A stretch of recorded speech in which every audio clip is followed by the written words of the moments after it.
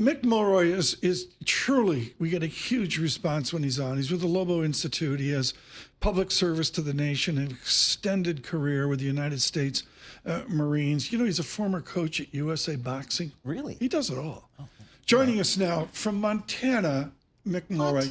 Mick, I want to pause for a moment here. You're in Montana, and you know the East Coast view of the military maybe goes distant to Virginia Beach to talk about the Navy. Maybe they get up to Army Navy at Philadelphia. The hallmark of my ute was a Strategic Air Command at the 341st Wing in the middle of nowhere in Montana. That's the backbone, not a bunch of offices at the Pentagon. And your Defense Department now is under not complete collapse, but huge controversy with the Secretary of Defense. How does that affect the Air Force in Montana or the Navy in San Diego? Good to be with you guys. I mean, ultimately, the military is going to carry on regardless of the issues with this civilian leadership in the Pentagon.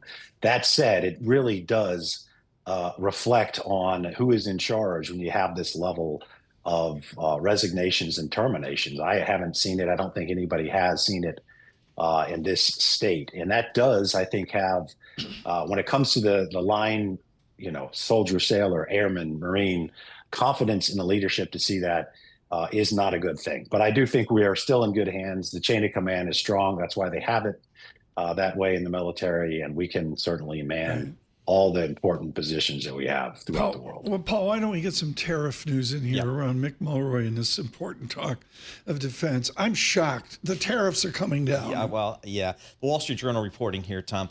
China tariffs likely coming down to between 50% and 65%. Wall Street Journal also reporting that President Trump has not made the final decision on China tariff cuts. But again, the Wall Street Journal reporting that U.S. considers cutting China tariffs to de-escalate trade war with a China. theme with Scott Bessent here in 15 minutes with Tim Adams, I would guess, at the IIF. Mick Mulroy, then, if it hasn't filtered down to the troops, are we ready to defend the nation now? I mean, is this a properly budgeted Defense Department, a budgeted Pentagon? So I do think it is. There is talk about increasing the actual overall expense of the Defense Department, probably to try to make these giant leaps in technology that we really need to stay far above what we call it the offset of our adversaries. And I think the military is adjusting to that. So I don't want to give people the false, in my opinion, the false impression that somehow the military itself is in disarray. I do think it's important to have a solid chain of command, and the Secretary of Defense, of course, is in that chain of command. So there needs to be a lot of changes at the top, certainly the way we handle classified information. But I think it's important for Americans to understand that the military is fully capable of defending the United States here and abroad, even with this level of what's being described as chaos. So, Mick, I mean, I guess the latest news for Defense Secretary Pete Hegseth has been the disclosure that he has, I guess, shared sensitive details about impending U.S. attacks on Houthi militants on an unsecured commercial chat platform. Is that a big deal? Is this warranted, this concern?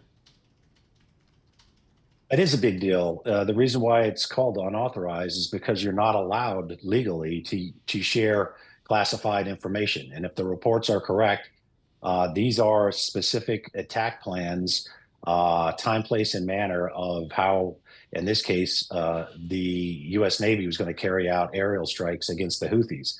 So this is very sensitive information. I think anybody can understand that. If this were somehow to get to our adversaries, like Russia, they could give it to Iran, they could give it to the Houthis, and then they would know essentially how to defend themselves against incoming attacks. So it's super sensitive. In addition to that, using the wrong platform, at least reportedly, people that were in this chat did not have all of the necessary security requirements and a need to know. Essentially, if you just look at who's listed, they had no reason to know this. So this would be something that if you were a private, a seaman, an airman, you would likely be removed immediately and investigated under the Uniform Code of Military Justice. Mick, we have breaking news. I beg, please, Mick Mulroy, come back with us again. We need a much longer conversation next time. Mr. Mulroy is with the Lobo Institute, and we thank him for being with us